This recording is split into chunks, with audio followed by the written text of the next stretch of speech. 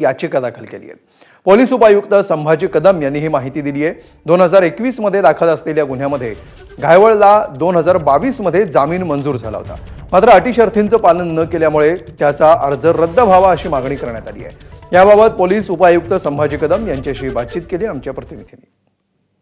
आरोपी बाहेर आहे त्याला भारतात आणण्यासाठी किंवा कायदेशीर कचाट्यात आणण्यासाठी जे लिगल प्रोसेस आहेत त्या सर्व प्रोसेस जे आहे ते पोलिसांनी सुरू केलेल्या आहेत। त्याच्यामध्ये मग LOC असेल, तुमचं ब्ल्यू कॉर्नर नोटीस असेल किंवा तुमचे कोर्टामध्ये त्याचं पासपोर्ट रिवोकचं ॲप्लिकेशन असेल, ह्या सर्व गोष्टी पोलिसांनी ऑलरेडी सुरू केलेल्या आहेत। दुसरी गोष्ट, त्याचा बेल कॅन्सल करण्यासाठी मान्य उचलण्यामध्ये आपण ऑलरेडी याच्यामध्ये आपण ॲप्लिकेशन मूव्ह केलेलं आहे। बाकीचे जे मेंबर्स आहेत त्याच्यामध्ये गुन्ह्यातले हे यांना अटक करण्यासाठी किंवा ताब्यात घेण्यासाठी वेगवेगळे पथक आपण तयार केलेले आहेत। त्याचबरोबर बिहाइंड द सीन काही टेक्निकल गोष्टीवर सुद्धा पोलिसांनी वर्कआउट सुरू केलेलं आहे।